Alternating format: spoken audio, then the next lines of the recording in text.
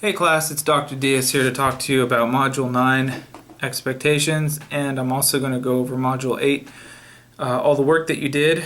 I've got my computer here and I'm going to talk to you about Module 9 first. This is going to be a great video because it's going to be short. It's not going to be 20 minutes like the other ones, but you've done a lot of work. It's taken a lot of time, and we had to take that 20 minutes like last time to make sure you understand what you're doing and how you can do it correctly so you get a good grade. This Module 9 work, as you've been finding out, is more straightforward. There's not a lot of complexity to it, and I'm going to go over that, and then I'll talk to you about your Module 8 work because there's a very big paper with 90 points where you wrote your methodology, and I think you guys need to know about that. So let's start off with Module 9 expectations. What you're doing this week for Module 9 are two things. First, the easiest is the discussion. You're going to carry on as you have been doing for the last 8 weeks, writing your discussion piece. My comment to that is make sure you're putting sources in every post. It's just going to benefit you. And you're going to be talking about ethics. So I want you to think broadly and as well as deep in terms of what it means to discuss ethics in research. The second piece to this week you're going to be doing is completing human subjects training. This is important not only because it's a requirement for your class and it's what you're doing this week, but on the bigger picture, you always have to go through human subjects training at universities if you're going to conduct research, if you want to work with human subjects, even if you're giving a survey, even if you're just taking opinions, you need a human subjects training. And universities have something called an IRB, an institutional review board, that you would write a proposal to, bigger than the proposal you're currently working on, and you're basically showing them what the research is and how it does not affect human subjects and it brings no harm, nor does it bring deception. So you're getting a flavor of what happens when research is being conducted at a university, as well as the steps and procedures that everyone takes as researchers to ensure that they are following ethical guidelines. So that's a pass-fail assignment this week. Make sure you go and take the human subjects training. Our instructions show you where to go online and how to do that. It's free. And that really does wrap up Module 9. I think we all deserve a break after this intense Module 8 that we just overcame. That it's probably, you would agree that it's nice to have a calm before the storm, because Module 8 was a lot of work, 9 is a nice break, and then 10 is the final week we have together, and you're working on your final project. And of course I'm going to give you an expectations video for Module 10, and that's going to be extremely important. So let's talk about Module 8 and the work that you did. Give me a second, I'm going to pull that up. I have my course open here, and I have my gradebook. Alright, so getting these out, we had 3 assignments to do on Module 8, and boy was there a lot of work. But you guys did a great job. I'll start with the easiest, and I'll move to the most challenging. Okay. Alright, so the SPSS assignment for Module 8.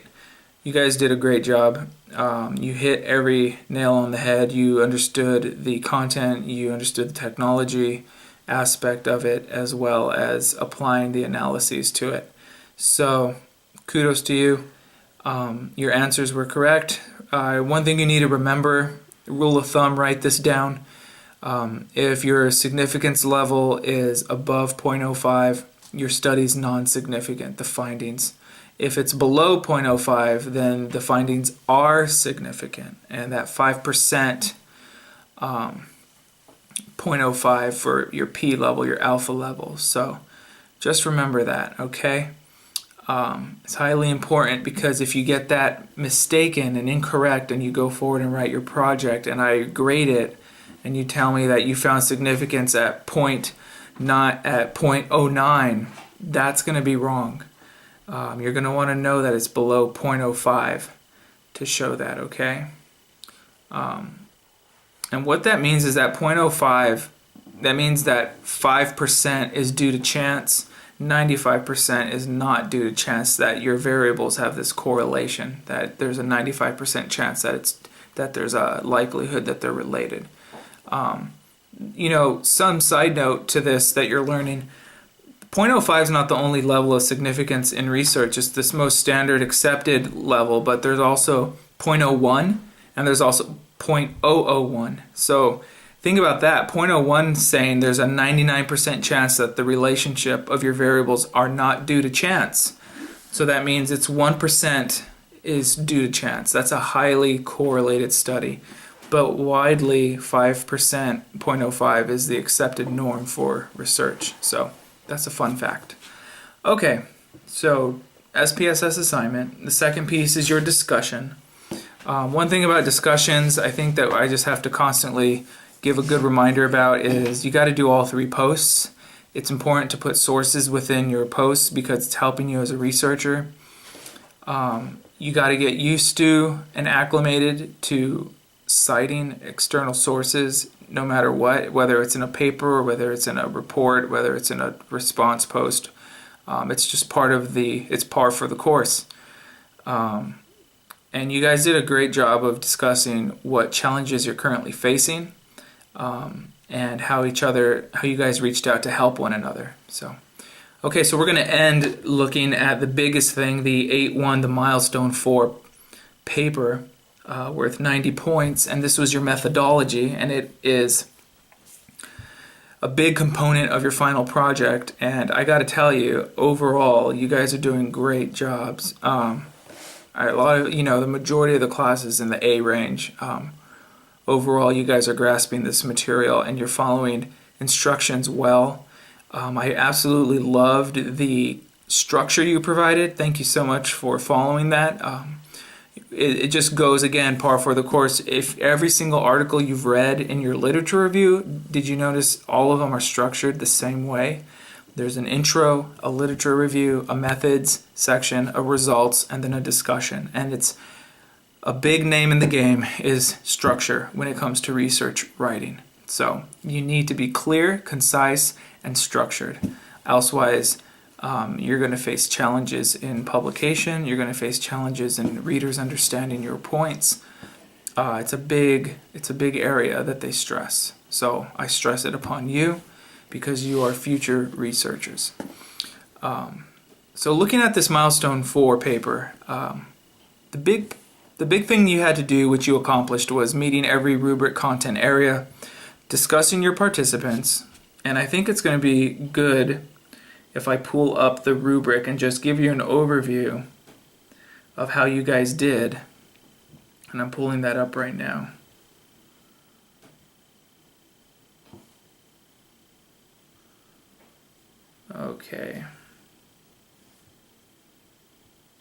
Okay, so I'm just going to briefly go through this but give you some feedback because it was a big paper.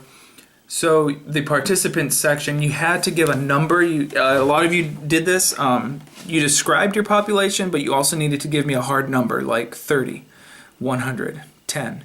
Know that you're using SNHU's participant pool, so on average, this is important for your final project, you're going to average 20 to maybe 30 max participants. That's the average that people usually get. Your materials, you explained to me a lot of you are using surveys. And you explained to me how these materials are going to align with the research question and how you're going to capture what you're seeking to find. You told me about your procedures, how you're going to collect the data, and how it appropriately addresses the research question. You discussed ethical considerations. This is a good piece since Module 9 is all about ethics. I know a lot of you wrote the phrase, "I don't foresee any ethical considerations." That is fine, but I got to challenge you and push you harder to say, if you can't foresee any, think of some that would happen. What are some hypothetical situations that could happen? If you aren't readily thinking of one, think deeper, think harder. What could arise? Could you offend someone culturally, racial, gender, religious, gender identity? all these topics, think about what ethical considerations, because the answer is not, there's not going to be any. That's the wrong answer. The answer is there are ethical considerations, and if you're not finding them readily, you need to think harder and pull one, because they are there. And I think you're going to see that a lot more in Module 9, and it's going to make more sense to you when you finish Module 9. Okay, looking at the data analysis plan, prepare the raw data. A lot of you said you're going to clean it up in Excel, and that's great. You got to do your data cleaning before you put it in SPSS. I got to challenge you again. What are you going to do if someone does not fill out a survey question and it's blank? Do you omit it? Do you take the average from that column and insert it into a blank space? What are you going to do? What's your procedure? What's your method if you have blank ones? Are you just going to delete that entry altogether and omit that participant because they didn't fulfill every question? You need to think about those things. The analytic procedures. You told me some of you are using some t-tests, some of you are using descriptives, frequencies. So I really enjoyed reading how you are going to have your analytic procedures. And I really liked one of you said in your paper, this is where the fun begins. And it's true, that's where the fun is. You talked about descriptive statistics.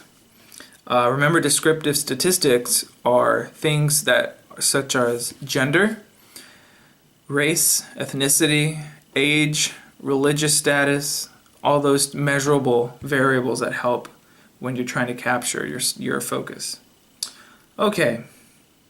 You discussed principles and standards, and this again is going to be elaborated in Module 9, so I'm glad that you guys did this well now, that you took the time to show how your study, that your proposed data analysis methods are ethical, outlined by APA. One thing I do want to say on this piece is, if you talk about APA, you need to cite APA. So if you tell me that your study follows the ethical standards of APA, then you're going to need to cite that in your paper. And I should see that in the reference section, that the source of the APA source in the references, as well as within the body of the paper, the citations.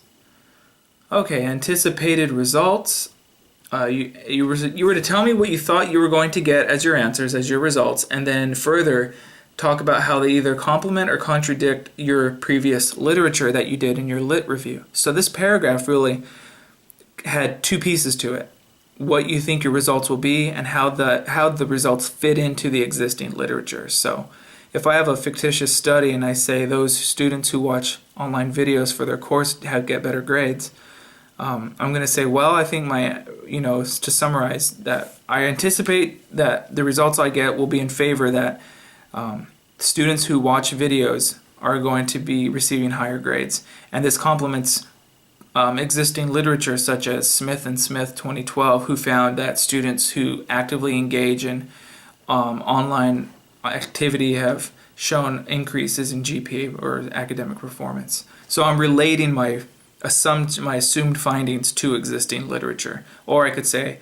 this contradicts existing literature that has found that students do not get higher grades if they use extracurricular activities such as YouTube videos. However, I anticipate that my study will find significance. So you got to go further and tell me how it relates to existing literature. Okay. So that pretty much wraps it up. In this video, we've covered the expectations for Module 9. It's short, it's sweet, it's needed right now in our course. We've done a lot of hard work, and it shows because you guys are working really hard. And I'm proud of you. I think you're doing a great job, and I encourage you to continue. We get to work together again at the end in Psych 520, where we take all this hard work and apply it, and we get to actually do our research. So that's another fun piece. So this wraps up expectations for Module 9, as well as an overview of the work you did in Module 8. So I'll see you next time, and I hope you guys are doing well. Bye-bye.